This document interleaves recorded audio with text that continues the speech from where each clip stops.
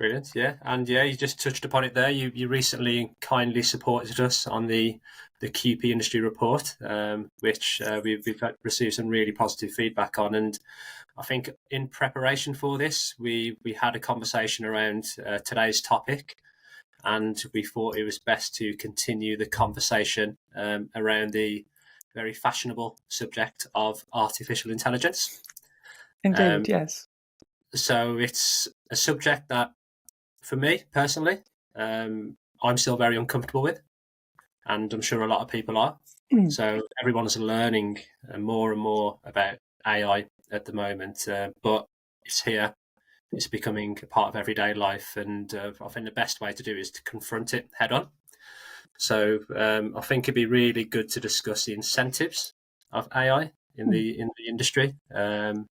So in the report, you mentioned how you can see AI impacting the QP in the future, and in particular, how AI could take a role in learning and development for trainee QPs and obviously QPs in general.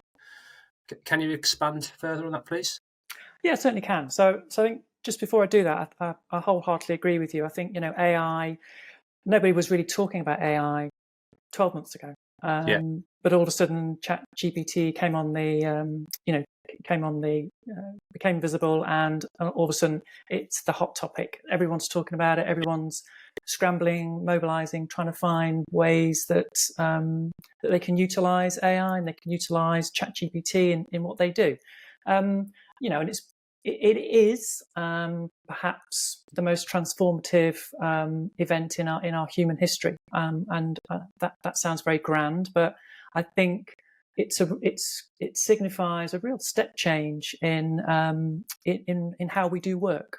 And AI in some quarters is viewed in a very fearful way, and in other quarters it's viewed in a very exciting way. Yeah. I tend to be in the latter. I'm really excited about AI, and my curiosity and my interest was really piqued by my partner's recently graduated son, because he talked about this ChatGPT helping him prepare for an interview, and he was explaining all about it to me, and I just became hooked. So I've taken quite a keen interest in AI and all the uses that AI can deliver for us. And as you rightly say, in the report, in the article, I talked about various areas that I feel AI can really help. And perhaps one of the most exciting is in the learning and development area. AI per se is doing what a lot of technology does. It's democratizing knowledge, and it's no different with the knowledge that you need to become QP. One of the scenarios that I posted in the article was the facility of I drew a parallel between a flight simulator. So becoming an airline pilot, you don't study. Take a load of tests, and then they let you behind the wheel. Is it a wheel? Behind the wheel of the plane. You have to go through, really intense training, really intense education, and you go through simulations. And these are real world simulations in a very safe environment. And I just, when you think to yourself, could AI really do something like that for a QP? I think, I've just thought of an original idea. Of course, when you go onto the internet, when you go into AI, you realise that actually other organisations are already doing it, which is fantastic. So it's a real thing, and it will happen. So I really see, one of the really key aspects of AI is utilising this sort of simulator technology. So using things like virtual reality, augmented reality to really help provide an in-depth education and training of the trainee QP and the QP. It'll be done in a very safe environment, because they won't be let loose on real world situations, but also be able to really stress them and put them into uncomfortable situations and just see how they react to it, because that is what real life is all about. When you're a QP, you don't get trained to deal with those. Friday afternoon, we've just had a complaint that there's an adverse event. There's nobody else around. What do? And I think utilizing technologies like virtual reality, AI, and augmented reality, you'll be able to simulate those sorts of things. So I think that's one area that I think would be really, really valuable, and we'll really start to see that explode in the coming months and years. I think that the next area that I also sort of touched on was the continuing professional development. So, it's a cornerstone of becoming a QP and maintaining that QP status, is that you've got to demonstrate the continuous professional development. And I really do see AI being a really valuable tool to help the QP stay up to date, to understand the legislation changes and how it impacts them. So I think there's sort of two areas that I think could be really, really powerful to really support, the trainee QP and the QP attain the QP status and also maintain the QP status. And perhaps we can, explore those in a little bit more detail. Brilliant. No, it's really interesting. And you touched upon that you've actually seen it in organisations and the application of AI. I mean, what in particular have you seen in regards to that? Yeah, so there's a number of organisations that are offering virtual reality and augmented reality to support the pharmaceutical industry. So this is not these are not industries that are so far removed from the pharmaceutical environment. They're actually here and now. And there are some organisations. Virtuoso is or Virtuosi, I think. I'll probably get not pronounced it very well, but if you follow me on LinkedIn, you'll see that I'm a real strong advocate of them. So this organisation offers services to the sterile manufacturing sector, C and GT technology, and they really provide training experience that not only illustrates how to do things, how to perform sterile manufacturing, but also the why behind it. So this organisation would work with your company.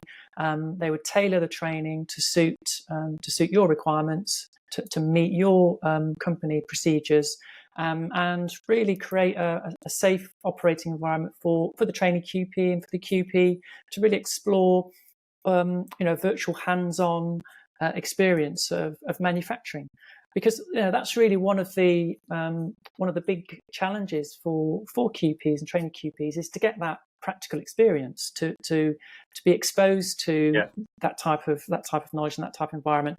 And if you're lucky enough to work in a large organisation that has all that technology available in its manufacturing network, and they can afford to take you out your day to day, because invariably you'll have to relocate for a period of time in order to do that. And if they can afford to train you in that arena, so there'll be some impact on their efficiencies, you'll get that experience. But of course, not everyone has that luxury, and that's why I feel something like this VR and AR technology will be able to deliver that, because you'll be able to do it in a virtual world. So I do see that as a really leading the way for learning and development, and really satisfying a huge need when you're on your journey to becoming a QP and maintaining it. So I'm really excited to see that, and I want to see that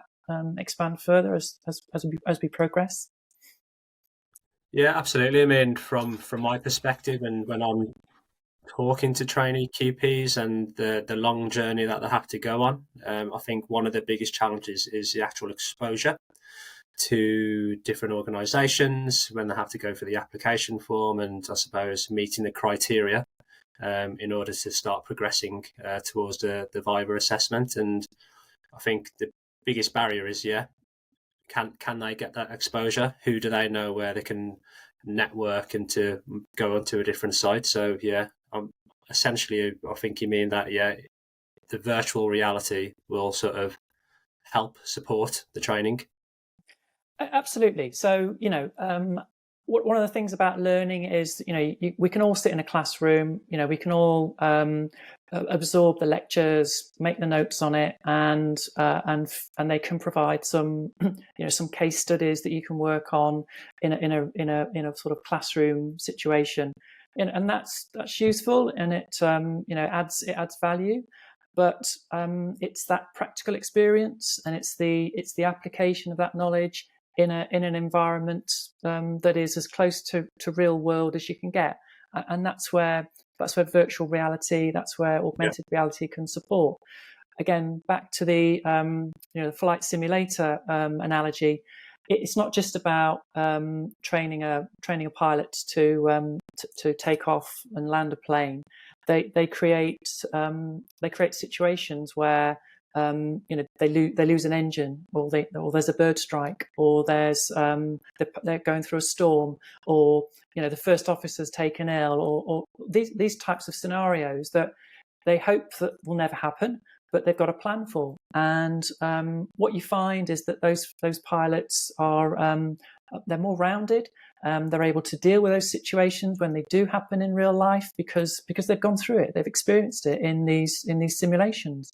And I see virtual reality delivering the same for the QP. So creating an environment where they're in a manufacturing suite and something goes wrong, and they have to react in that situation. And it's helping them react in that environment, and looking at their problem solving skills, looking at their decision making skills. So I feel virtual reality and augmented reality are able to deliver that for us, and it just helps the QP and the trainee QP understand why they behaved the way that they did, and how they can change their behavior, change their thought processes. So I think it's definitely the way forward, and I think it will also accelerate the learning and understanding of that trainee QP.